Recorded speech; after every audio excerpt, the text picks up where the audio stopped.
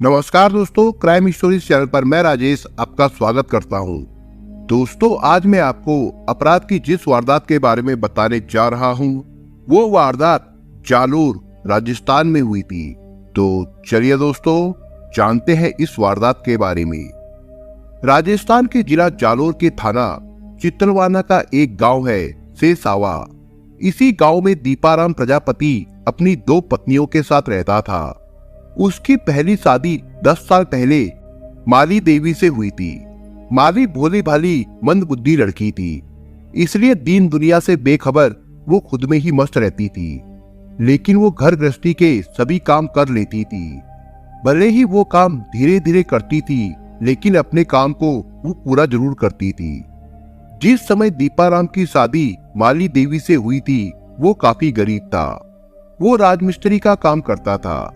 किसी तरह मेहनत मजदूरी करके गुजर बसर वो कर रहा था। लेकिन माली से शादी के बाद उसके दिन फिर गए। वो मकान बनाने के ठेके लेने लगा। वहां वो खुद राजमिस्त्री था। अब उसके यहाँ कई राजमिस्त्री काम करने लगे थे। कुछ ही दिनों में दीपाराम लाखों में खेलने लगा। पैसे आए तो उसके शौक भी बढ़ गए। उसने अपना बढ़िया मकान बनवा लिया और कार भी खरीद ली। इस बीच माली से उसे एक बेटा पैदा हुआ, जो इस समय 7 साल का है। मंदबुद्धि माली, जो कभी दीपाराम को सुंगड़ और बहुत सुंदर लगती थी, पैसा आने के बाद वो बेकार लगने लगी। इसकी एक वजह यह थी कि वो सिर्फ औरत थी। वो न सजती थी और न संवरती थी। दिन भर काम में लगी रहती और रात में कहने पर उसके पास सो जाती थी। इस तरह धीरे धीरे माली से उसका मन उचटने लगा। वो ऐसी पत्नी चाहता था जो उसे प्यार करे, सज संवर कर नखरे दिखाए। उसके पास पैसे की कोई कमी नहीं थी, इसलिए वो दूसरी शादी के बारे में सोचने लगा था। उसे लगने लगा कि दूसरी शादी के बाद ही उसकी जिंदगी की नीरसता दूर हो सकती है। दूसरी शादी का विचार आते ही वो लड़की की खोज में लग गया जो उसके लायक हो।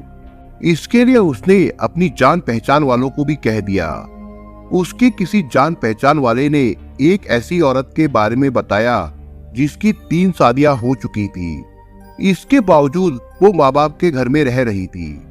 उस औरत का नाम था दरिया देवी उर्फ दौली।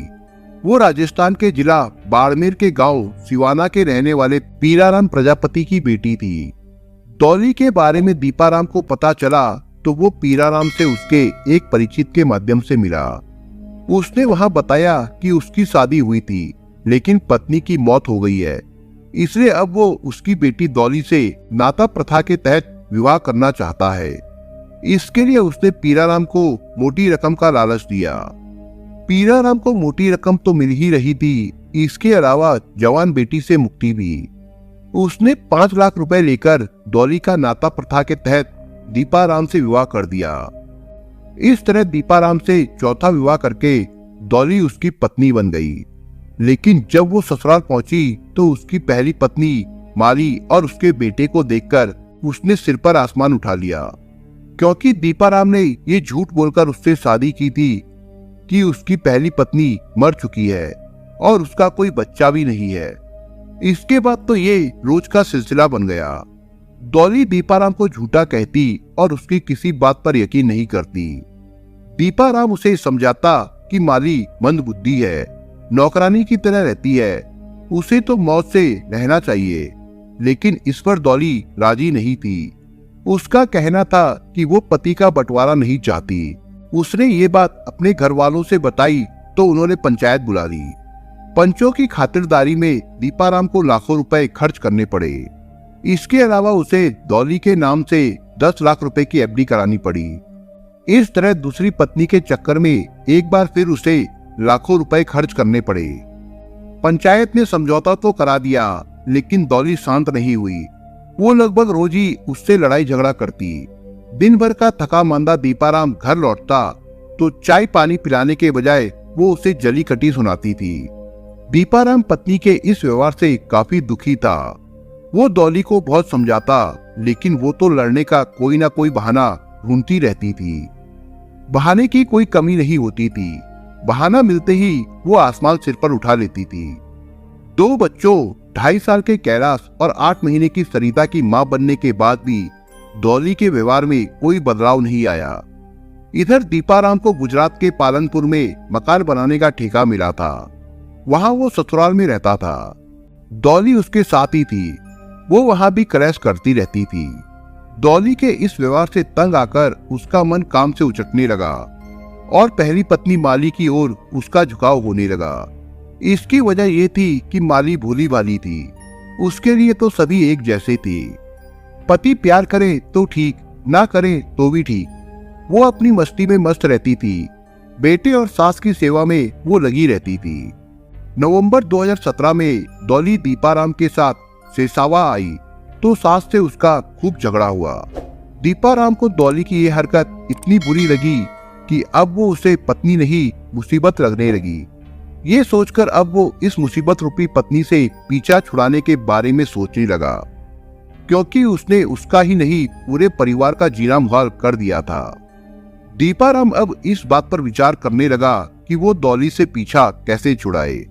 वो उसे इस तरह मारना चाहता था कि लोगों को लगे कि उसकी हत्या नहीं की गई बल्कि दुर्घटना में मरी है।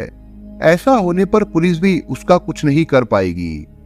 पालनपुर में वो ऐसा करना नहीं चाहता था, इसलिए गहने बनवाने की बात कहकर वो उसे गांव ले आया। 18 दिसंबर 2017 को वो सेसावा आ गया।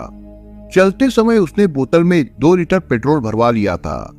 बोतल में पेट्रोल देखकर डॉली को संदेह हुआ तो उसने ये बात मायके वालों को बता दी, लेकिन घर वालों ने उसका वहम बताकर बात खारिज कर दी, क्योंकि दीपाराम ने अपने ससुर को पहले ही फोन करके बता दिया था कि वो डॉली के लिए गहने बनवाने गांव जा रहा है। 19 दिसंबर 2017 की सुबह दीपाराम ने मां से कहा कि वो डॉली के लिए थोड़े गहने बनवाने जा रहा है। हम दोनों के आने तक वो बच्चों का ख्याल रखे। ये बात माली ने सुनी तो गहने के लालच में वो भी भागकर आई और कार का पिछला दरवाजा खोलकर बैठते हुए बोली, मुझे भी गहने चाहिए, मैं भी साथ चलूंगी। दीपाराम उसे उतार भी नहीं सकता था, दूसरे इसलिए उसने कार आगे बढ़ा दी। डॉली दीपाराम की बगल वाली सीट पर आगे बैठी थी।